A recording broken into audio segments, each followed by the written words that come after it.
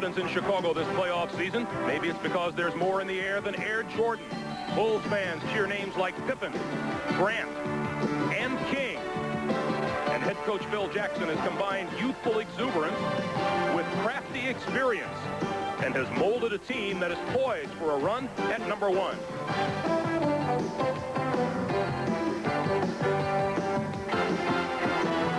The Milwaukee Bucks have reason to smile. They sport one of the most explosive backcourts in the game.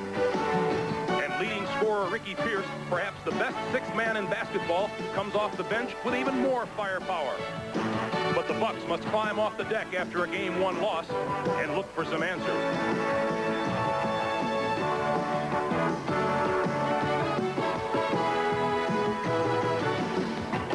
Friday night was showtime in Chicago as the Bulls grabbed a one-game lead in this series. Milwaukee wants to avoid an encore today, but that's easier said than done.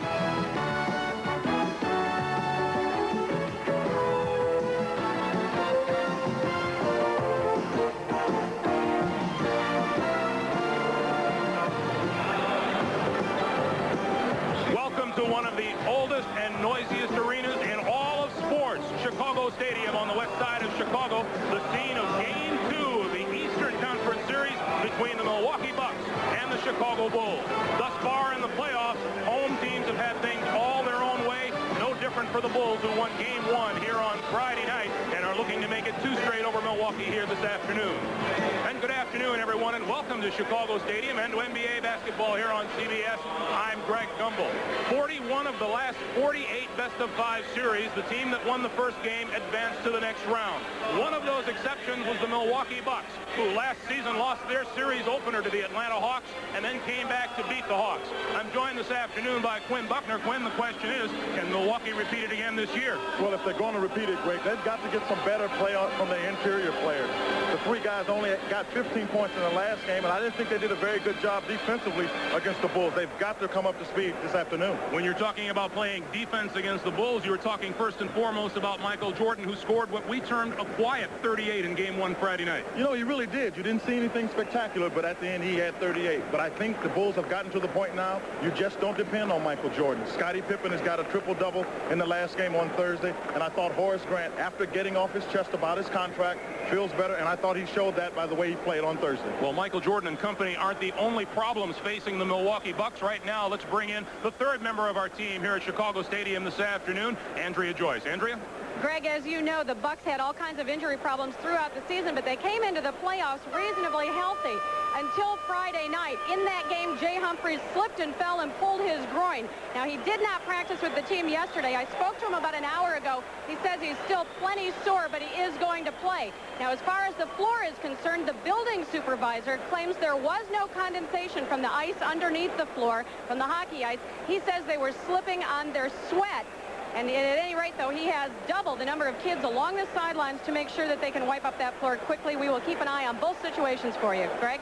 All right, Andrea, no sweat. We will have reports from Andrea throughout the afternoon. We'll have starting lineups in the opening tap when we come back to Chicago in just a moment. CBS Sports coverage of the 1990 NBA playoffs is sponsored by today's Chevrolet, who invite you to see why nobody's winning like the heartbeat of America. AC Delco, automotive parts that don't just fit, they match. And by Miller Lite's Tour de Light, the race to win America's favorite light beer.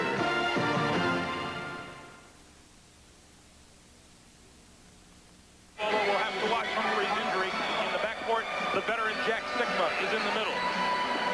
And the Bucks are coached by Del Harris in his 3rd year as Milwaukee head coach. He has 7 head coaching years under his belt. For the Chicago Bulls, Scottie Pippen and Horace Grant will start at the forward position. In the backcourt, Michael Jordan and John Paxson. And at center, Bill Cartwright in his 10th season out of the University of San Francisco. And the Bulls are coached by Phil Jackson in his 1st year as head coach of the Bulls after 2 years as an assistant here in Chicago. Officials for today's game, Mike Mathis, Bill Sarr, Dan Crawford. And it is nice to be back in Chicago, Mr. Buckner. Yeah, it It's wonderful to be back here in Chicago. You know, Greg, and I'm glad to be back here. You see the Bulls. The thing that I think is important for everybody to understand today, if the Bulls are to be successful, the tip for them, if you will, is that they'll start getting balls and they'll flick them. They'll get their hands on them. Michael Jordan is very good at stealing the ball. He led the league. Scottie Pippen was right behind him. So they get their hands on the basketball. That's when the Bulls are at their best. For the Bucks, what they have to do is get it into a very slow-paced game, half-court game, and try to take advantage of some precision execution on the offensive end. Bill Sarr will toss it at center between Cartwright and Sigma, and the tip comes to the sideline and saved by Pippen.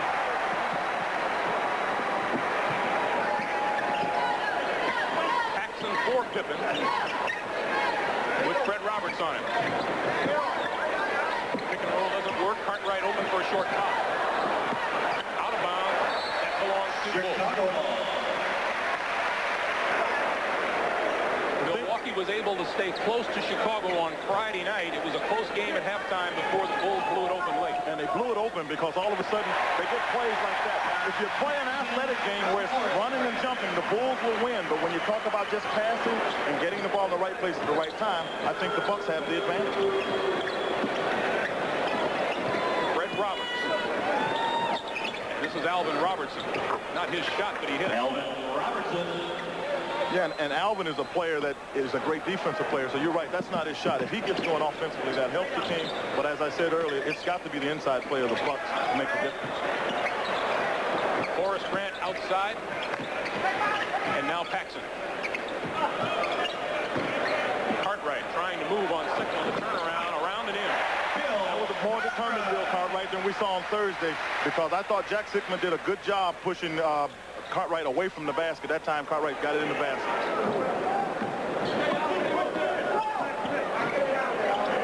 4-2 Chicago, 10:40 to play, first quarter, just underway here in Chicago Stadium. On the baseline, Robertson had it taken away, and Paxson stepped on the line.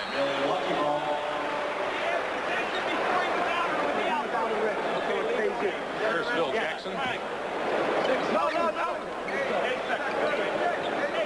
And 8 seconds are on the shot clock. That's the discussion right now down low.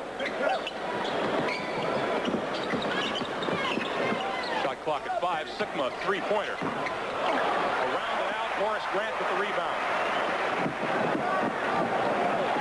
On the feed to Pippen. That's the play I'm talking about, Greg. That's an athletic play. You know, the Bulls get going down there. Scottie Pippen has got great ability, and Michael just made a very difficult pass look easy. 6-2 Chicago. On the floor, Humphrey saved it for Sigma. Three-pointer, Roberts. Loose ball foul, and that'll go against the Bucks, Brad Lohaus. If you're a little bit surprised and maybe aghast, it's not unusual to see 7-footers hoisting up three-point attempts for the Milwaukee Bucks. No, it's not unusual, but I don't know if I'm a purist, but my point of view, if a 7-footer is shooting a three-pointer, he's got very little chance to get the rebound if it doesn't go in, and he's not going to beat many guards getting back on the defensive end. I think that's a tough shot for any 7-footer to take, and I don't advise it. Horace Grant. Alvin Robertson pulls it down. And this is Lohaus. Lohaus, a 7-footer with a good outside shot. Great touch. That's been the talk all about Brad Lohaus. He can stick the jump shot. He's got to become more aggressive on the defensive end inside. Grant in the lane.